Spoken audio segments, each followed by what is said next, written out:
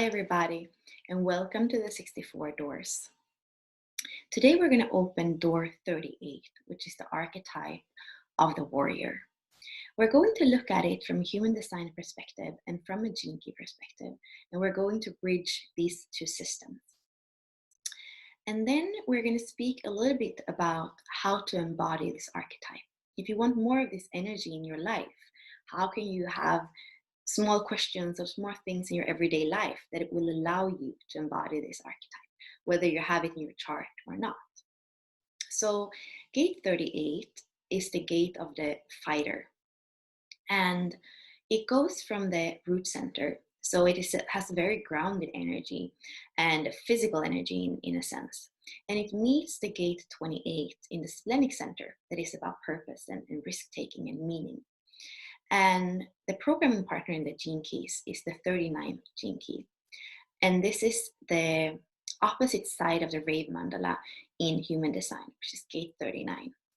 And this gate is about dynamism and liberation. So when you look at gate 38, it is an individual gate. And it is a little bit deaf from outside influence. That's with all the individual circuitry. So you will have somebody who's kind of in their own process. And there is some melancholy as well. So it can be quite difficult or dark in the shadow frequency because you're not so open for any input actually. So when you are in the shadow frequency of this gate or in the not self, it's about the habit of struggle. So it's more that you start to struggle just out of habit because that's the way you live your life. And it's not so much that you choose and pick those fights that are worth fighting for and that give you meaning and that make you feel like you have more honor and that you've created more value after. So the best thing when you are in that place where you feel like struggle has become everywhere in your life and it's everywhere, then you can actually start becoming honest with yourself. And a good thing is to just kind of pause and contemplate whenever you feel that energy of being trapped or being stuck or being in struggle.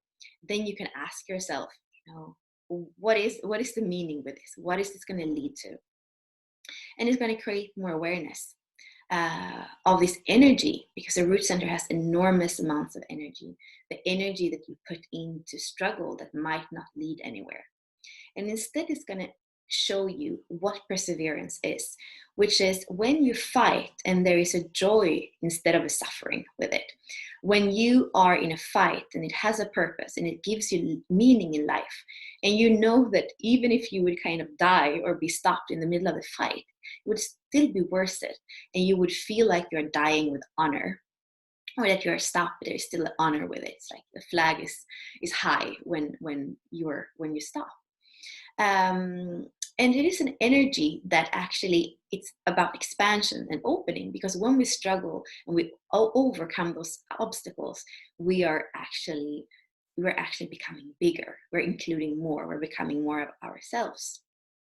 So there are some things that we can do in our everyday life, which has to do with this inquiry. So we were going to start inquiring in order to tap into this energy, and then from that we're going to take action. And there's a lot of actually energy of taking action from this root center, from this 38 gate. There is the coupling with the 39 through dynamism and liberation, and then this risk taking, this action from the 28. So it is about discerning things and discerning what's worth putting energy in and fighting for. And then from that action, becoming bigger, becoming more of what we are. And spreading is about fighting from a frequency of love and knowing instead of a frequency of fear and struggle and contraction. So there's some questions that I wanted to go through. And, it's a very simple question. Is like, where in your life are you fighting yourself? Do you have an inner critic that is very strong? And does that make you feel disempowered and depleted? And do you want to continue in that same thing? Or do you want to become aware of it? And actually just every time it happens, you can just let it go.